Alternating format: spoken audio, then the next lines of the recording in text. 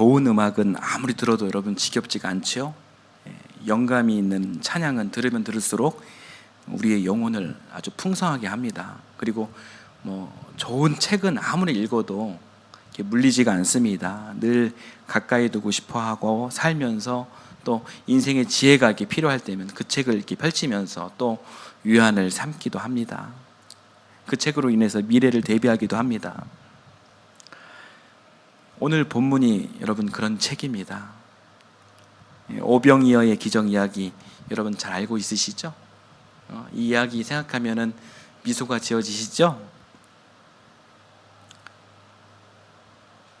이 이야기를 읽을 때마다 또 묵상할 때마다 감동이 되고 이 말씀을 통해 참 어렵고 힘든 삶 가운데 큰 위안과 그리고 희망이 됩니다. 그 위안과 희망이 오늘 요한복음 시리즈 14번째 시간인데요. 이 시간에도 임재할 수 있기를 예수님의 이름으로 기원합니다. 오늘 말씀의 도입부는 여러분 1절에서 4절 말씀에 나와요. 예수님께서 예루살렘에서의 사역을 마치고 예수님 고향이 있는 북쪽 땅 갈릴리 지역으로 오셨습니다. 이 갈릴리에는 큰 호수가 있었습니다. 굉장히 커서 사람들은 이 호수를 갈릴리 바다 이렇게 이야기했습니다. 예수님께서 갈릴리 바다 건너편으로 돌아오시니 큰 무리가 따랐다 이렇게 성경은 증언합니다. 그들이 예수님을 따른 이유가 무엇일까요? 자, 오늘 말씀을 통해서 확인을 해보겠습니다. 자, 2절 함께 읽어보겠습니다. 큰 무리가 예수를 따라갔다. 그것은 그들이 예수가 병자들을 고치신 표징들을 보았기 때문이다. 네, 이미 이전 장에서 보았듯이 많은 사람들이 예수님으로부터 병고침을 받았습니다. 대표적인 사건이 우리 지난 시간에 보았던 38년 된 중풍병자 사건이죠. 그 환자가 병고침을 받은 사건입니다. 그렇게 많은 무리들이 예수님께서 행하신 기적, 표적을 이렇게 목격했는데, 그래서 혹시 자신들도 예수님을 만나면 문제를 해결받을 수 있지 않을까? 그렇게 기대하면서 예수님을 따라간 것입니다. 여러분, 그 수가 몇 명이었습니까? 10절을 한번 봐볼까요? 같이 읽겠습니다. 예수께서는 사람들을 앉게 하여라 하고 말씀하셨다. 그곳에는 풀이 많았다. 그래서 그들이 앉았는데 남자의 수가 5,000명쯤 되었다. 네, 남자의 수가 5,000명쯤 되었다. 이렇게 성경은 증언하고 있죠. 그러니까 남자 성인의 수만 계수가 된 거죠. 남자 성인의 수가 5,000명이다. 그러면 이 안에는 여자들과 그리고 어린아이들이 이렇게 빠져 있는 개수예요. 예수님은 기본적으로 그 당시 사회가 규정한 남성 중심의 이 가부장 제도를 예수님께서는 별로 좋아하지 않으셨습니다. 예수님께서는 성평등을 강조하셨고, 또한 늘 소외당했던 아이들을 누구보다도 사랑하셨던 분이셨기 때문에 그 자리에 자신들의 존재를 높여주고 알아주는 여자들과 아이들 역시 꽤 많이 모였을 것이다. 이렇게 여러분 추정할 수가 있습니다. 그런 상황을 이렇게 추론해 볼 때 참석한 여자와 아이들의 수가 남자 성인수 못지않게 있었다라는 것이 합리적인 추론이에요. 그래서 그 자리에 온 실제 인원은 몇 명이냐면 최소 15,000명, 많으면 2만 명 이상으로 이렇게 추정할 수가 있습니다. 그러니까 이 성경이 말한 대로 이 인원은 굉장히 큰 무리가 되는 것입니다. 예수님께서는 이렇게 많은 사람들이 따라오는 것을 보시고 산에 올라가십니다. 그 산이 어떤 산인지에 대해서는 성경이 이야기하지 않고 있어서 어떤 산인지 정확히 알 수가 없습니다. 여하튼 어떤 그 산에서 예수님은 늘 그러하셨듯이 하나님 나라와 복음에 대해서 전파하셨습니다. 그때가 언제냐면 4절 말씀을 보니까 마침 유대 사람의 명절인 유월절이 가까운 때였다, 이렇게 성경은 증언하고 있어요. 그러니까 유대인의 명절인 유월절이 가까웠습니다. 그러니까 우리식으로 말하자면 추석을 앞두고 있었다, 이렇게 우리가 생각을 해도 될 것입니다. 민족의 대명절을 앞두고 여러분, 이 사람들의 마음이 어땠을까요? 들떠 있었겠죠. 그러나 들뜬 마음속 뒤에는 공허함도 있죠. 수많은 그런 삶의 문제들을 두고 걱정거리들이 아마 이만저만이 아니었을 것입니다. 우리네 인생도 그렇잖아요. 뭐 인생이란 2000년 전이나 오늘이나 다 똑같은 것입니다. 그래서 그 공허함을 채우기 위해 이 사람들은 더 예수님의 말씀에 귀를 기울이려고 했을 거예요. 이런 사람들의 곤고한 심정은 곧 배고픔으로 나타납니다. 예수님께서 그 산에서 2박 3일 동안 산상부흥회를 하신 것인데, 예수님의 말씀 한마디 한마디 놓치기 싫었던 사람들은 집중해서 부흥회에 참석했을 것입니다. 그때 이렇게 마이크, 스피커 이런 것이 없었잖아요. 순수하게 예수님이 육성을 들어야 되는 그런 상황에서 집중할 수밖에 없었던 것이죠. 그러다 보니 사람들은 아마 굉장히 많이 배가 고팠을 것입니다. 그러나 음식들이 충분히 준비된 것이 아니었으니 정말로 이젠 심란한 문제가 된 것이죠. 사람들이 점점 굶주려 갑니다. 그러나 저들을 먹일 만한 양식이 충분하지 않았습니다. 고작 한 소년이 예수님 드시라고 가져다 준 물고기 2마리와 보리빵 5개가 전부였습니다. 이때 예수님의 제자 빌립이 말합니다. 뭐라고 이야기하는지 우리 말씀을 통해서 확인해 보겠습니다. 7절입니다. 빌립이 예수께 이렇게 대답하였다.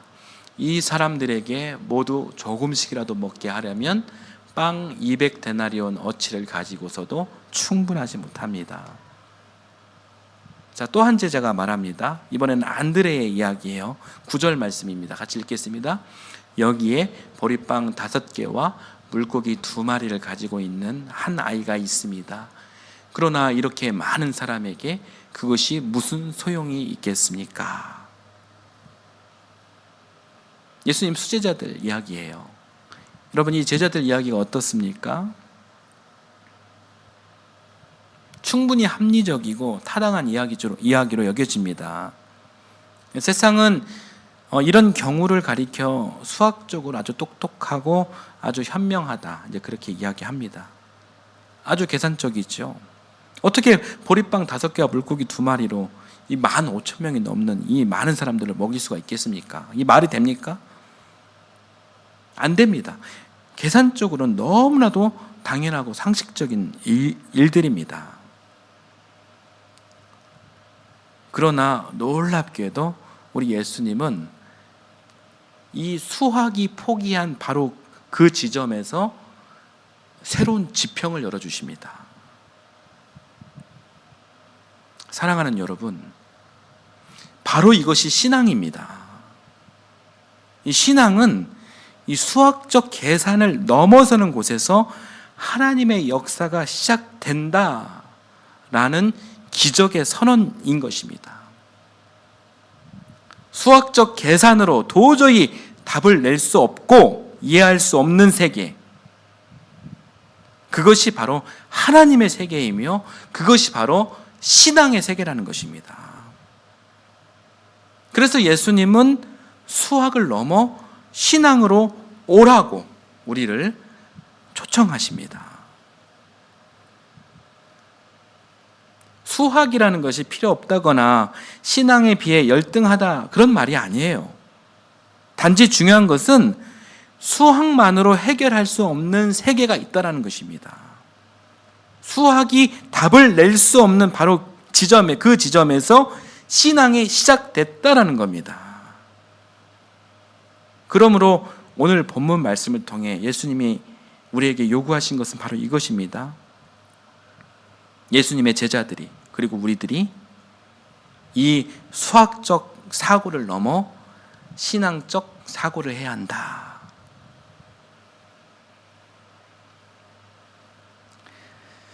지금 말씀을 나누는 중간이지만 여러분과 찬양 한 곡을 함께 불러보고 싶습니다.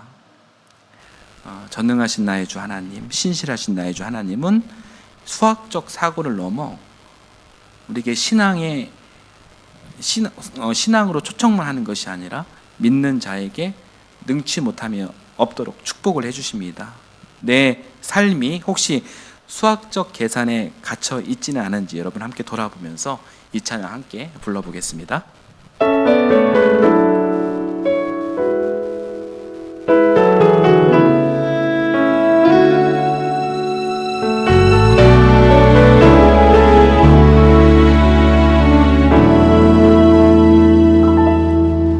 전능하신 나의 주 하나님은 능치 못하실 일 전혀 없네.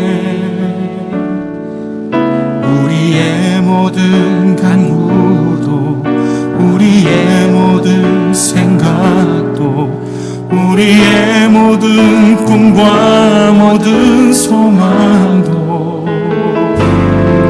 신실하신 나의 주 하나님은 우리의 모든 괴로움 바꿀 수 있네. 불가능한 일 행하시고 죽은 자를 일으키시니 그를 이길 자 아무도 없네. 주의 말씀을 의지하여 깊은 곳에 그물 던져 오늘 그가 놀라우리를 이루시는 것 보라. 주의 말씀을 의지하여 믿음으로 그물 던져 믿는 자에게 능치 못함 없네.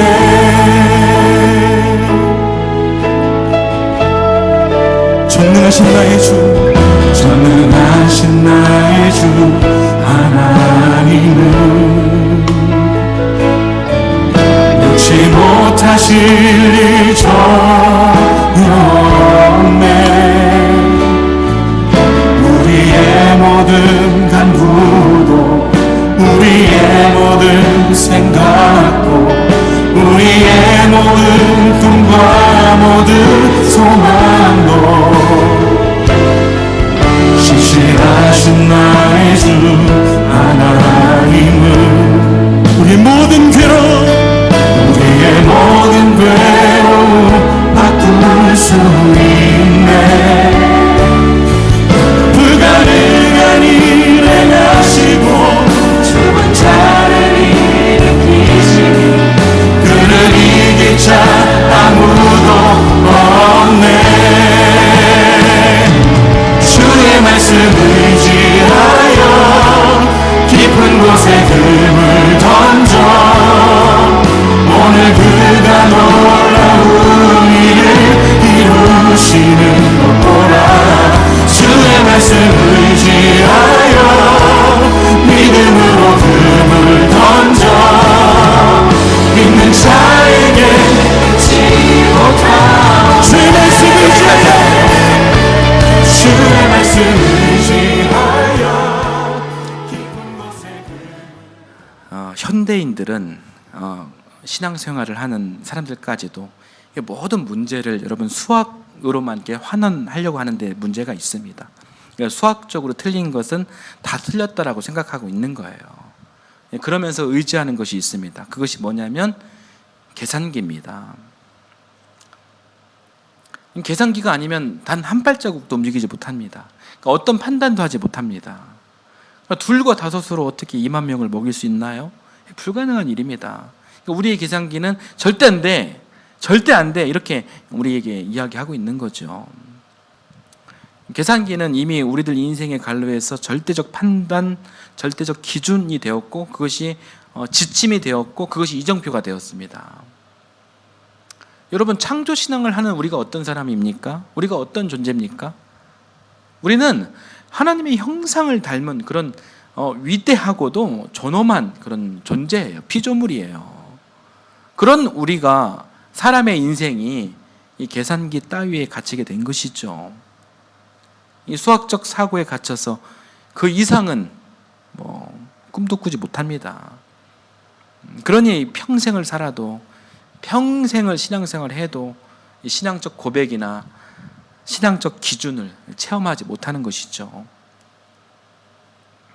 더 이해가 가지 않는 것은 자기 자신은 수학적 틀 속에 갇혀 있으면서 정작 주님께는 이 수학적 상식과 통념을 넘어서는 그런 요구를 한다는 것입니다. 예를 들어서 고작 한 알의 씨를 뿌리고 30배, 60배, 100배의 축복을 달라고 기도합니다.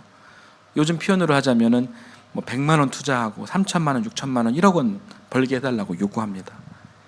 그러니까 이것이야말로 여러분 수학적으로 수학적 상식으로 어긋나는 태도 아닙니까? 그런 사람에게 제가 100만 원을 주고선 한 달 후엔 3천만 원, 1억 원 달라고 제가 요구하면 그 사람이 저를 제정신인 사람으로 보겠습니까? 그런 사람이 꼬박꼬박 주님에게 30배, 60배, 100배의 결실을 달라고 그렇게 요구한다는 것이죠. 한마디로 이 수학적 논리를 자기한테 유리한 쪽으로만 가져가려는 그런 행동인 것입니다. 여러분, 예수님은 그러지 말라고 하십니다. 자기는 예수님께 신앙적으로 요구하면서 주님의 신앙적 요청에는 수학적으로 응답하는 그런 모습을 없애라는 거예요. 주님 앞에서 먼저 계산기 꺼내들고 계산기 두드리면서 수학적으로 주님께 부르짖었으면 끝까지 수학적으로 버티든가, 그렇지 않고 주님께 신앙적으로 무언가를 요청하고 싶으면 내 인생 전체를 걸어서라도 주님의 요구에 신앙적으로 일관성 있게 행동하라는 것입니다. 오병이어의 기적, 이 기적의 메시지는 수학적으로 맞는 것만이 진리라고 주장하지 말라는 거예요. 사랑하는 여러분, 전능하신 창조주 하나님을 믿는 우리 그리스도인들은 달라야 합니다.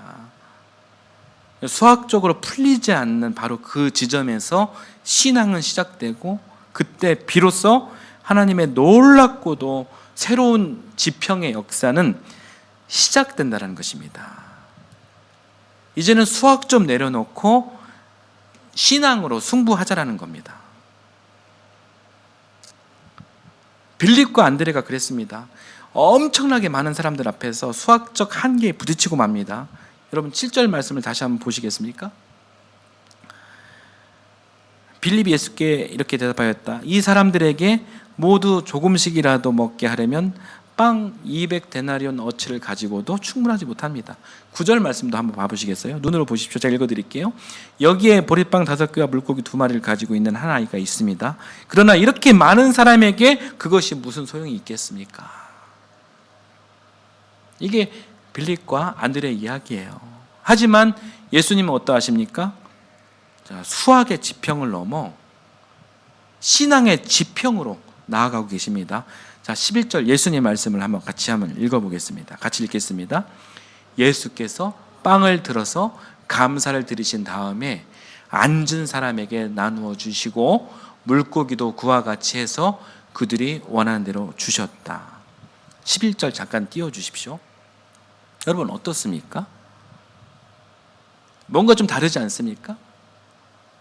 제자들과 예수님의 이 말씀, 여러분 무엇이 다릅니까? 봐보십시오. 수학적 표현이 있습니까? 수학적 표현이 사라졌어요. 여러분 이것이 오늘 우리가 주목할 말씀이에요. 주목할 점이에요. 예수님 말씀에는 보리빵 5개, 물고기 2마리, 5와 2라는 그런 수학적 표현들이 전혀 보이지 않는다라는 사실입니다. 그냥 빵과 물고기 이렇게 기록하고 있습니다. 그런데 더 주목할 것이 있어요. 자, 그것은 수학적 표현 대신 여러분 새로운 표현이 나왔죠? 말씀을 한번 봐보십시오. 새로운 표현이 나오는데 그것이 무엇일까요? 수학적 표현 대신 새롭게 나온 표현이 무엇입니까? 그렇습니다. 감사를 드리신 다음에, 감사예요. 여기에 대한 공동 번역 성경은 감사의 기도 이렇게 표현하고 있어요. 즉 제자들에게 그 손에서 계산기를 내려놓게 하시고, 다시 말해 수학적 고정관념과 통념을 깨뜨리시고 두 손 모아 감사의 기도를 드리게 한 것입니다. 자, 그리고 더 놀라운 사건이 다음 장면에서 일어납니다. 더 놀라운 것은 그 계산기를 내던진 다음 바로 신앙적 기적이 일어났다는 거예요. 어린아이 두 손에 있었던 보리빵 5개와 물고기 2마리가 예수님 손으로 옮겨지면서 이제는 수학적 논리는 끝이 났다. 그리고 신앙의 역사가 시작됐다. 즉 기적이 시작된 것입니다. 할렐루야. 예수님은 이 수학적 재료를 가지고 신앙적 응답을 통해 15,000명 이상을 먹이신 거예요. 여러분 이 기적을 믿으십니까? 이 오병이어의 기적이 여러분과 여러분 가정 안에 반드시 풍성하게 임하시기를 기원합니다. 자, 오늘 말씀을 정리하겠습니다. 사랑하는 여러분, 기독교는 여러분 기적을 체험하는 종교입니다. 우리의 믿음은 여러분 결국 기적을 일으킵니다. 우리가 살면서 포기하고 싶고 실망하고 절망할 수밖에 없는 그 지점을 만납니다. 그 지점은 어느 누구나 사람이라면 누구나 겪을 수밖에 없는 반드시 일어나는 구간이에요. 내가 왜 여기에서 이렇게 살고 있는지 이해가 안 되고 절망하고 싶고 그냥 주저앉고 싶을 때가 있는데 이 구간은 사람이라면 누구나 경험합니다. 그때에 하나님으로부터 오는 기적은 우리가 감히 상상할 수 없는 놀라운 새로운 지평으로 우리를 안내하신다는 것입니다. 여러분 오늘 말씀에서 여러분 이 이야기를 기억해 주십시오. 무엇이냐면 기적과 믿음이에요. 한번 따라서 해보실까요? 기적과 믿음. 오늘 우리에게 주어진 삶, 아이들을 키우면서 또 사업하면서 직장 생활하면서 경제적인 문제 여러 삶의 무게에 밤잠 이루지 못하면서 그렇게 힘들고 어렵게 고통스럽게 살지만 그래도 여러분 누가 이 일을 감당합니까? 내가 해야죠. 내 일인데 우리가 해야죠. 그 일 우리 열심히 합시다. 그러면서 열심히 삽시다. 그리고 성실하게 최선을 다해서 한번 우리 인생을 살아봅시다. 그러다가 정말 앞이 막막할 때 우리의 계산기에 답이 내려지지 않을 때 그때가 있다라는 거예요. 누구나 다 있습니다. 우리의 삶을 옥죄일 때가 분명히 있다라는 거예요. 100% 있습니다. 그리스도인에게 고난은 필연적인 것이다 라고 바울 사도가 그렇게 이야기도 했죠. 그 고난이 너무나도 벅차 내가 스스로 감당할 수 없다고 판단될 때 우리 그때 손에 들고 있던 계산기에 내려놓읍시다. 오늘 말씀 하늘을 우러러 바라보며 감사하심에 감사의 기도를 들으심에 물고기 2마리와 보리빵 5개로 15,000명 이상을 먹이시고 남은 조각이 12바구니였다. 이렇게 성경은 증언하고 있습니다. 이것이 바로 우리가 잘 알고 있는 오병이어의 기적이죠. 우리가 우리의 계산기를 내려놓을 때 이 오병이어의 기적이 우리 삶 가운데, 삶 앞에 그대로 적용될 것입니다. 사랑하는 여러분, 믿는 자에게 능치 못함이 없습니다. 믿음은 반드시 기적을 일으킵니다. 할렐루야. 오늘 주신 말씀을 생각하며 우리 함께 찬송 부르겠습니다. 545장.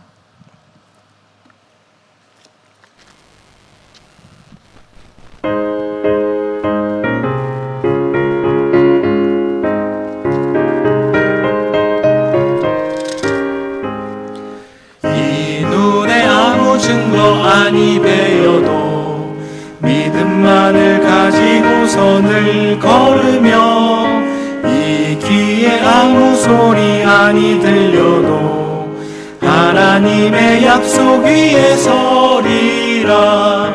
걸어가세 믿음 위에 서서 나가세 나가세 의심 버리고 걸어가세 믿음 위에 서서 눈과 귀에 아무 증거 없어도 이 눈이 보기에는 어떠하든지 이미 얻은 증거대로 늘 믿으며 이 맘에 의심 없이 살아갈 때에 우리 소원 주 안에서 이루리. 걸어가세 믿음 위에 서서 나가세 나가세 의심 버리고 걸어가세 믿음 위에 서서 눈과 귀에 아무 증거 없어도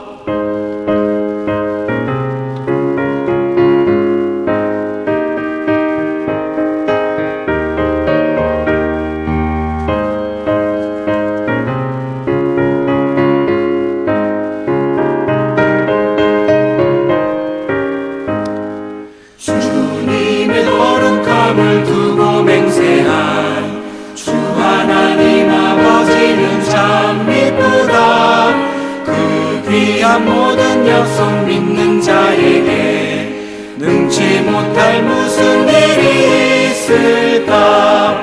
걸어가세 믿음 위에 서서 나가세 나가세 의심 버리고 걸어가세 믿음 위에 서서 눈과 귀에 아무 증거 없어도. 사랑의 하나님, 오늘 우리에게 오병이어의 말씀을 통해 신앙이 수학을 넘어서는 자리에서 시작된다라는 진리를 깨닫게 하신 감사드립니다. 우리의 눈은 현실을 보고 우리의 손은 계산기를 두드리지만 주님은 그 너머에서 기적을 준비하고 계심을 믿습니다.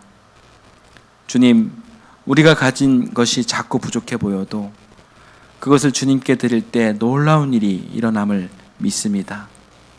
작은 믿음, 작은 순종, 작은 감사가 주님의 손에 들려서 수많은 사람을 살리는 기적이 되게 하옵소서. 우리의 삶이 수학적 사고에 갇히지 않게 하시고 신앙의 눈으로 오늘을 바라보게 하옵소서. 계산이 멈추는 자리에서 감사하게 하시고 감사하는 그 자리에서 기적을 경험하게 하옵소서. 주님, 우리의 삶 속에 오병이어의 기적이 일어나게 하시고 그 기적을 통해 믿음이 자라고 사랑이 흘러가게 하옵소서. 이제 우리의 계산기를 내려놓고 믿음으로 주님 앞에 나아갑니다. 우리의 가정과 일터와 교회 가운데 하나님의 새로운 지평이 열리게 하옵소서. 이 시간 주님께 감사드리며 귀한 예물을 바칩니다. 이 예물이 쓰이는 곳곳마다 하나님의 사랑이 넘쳐나게 하시고 바친 손길 위에도 복의 복으로 하나님께서 충만히 채워 주시옵소서. 감사드리며 예수님의 이름으로 기도드립니다. 아멘.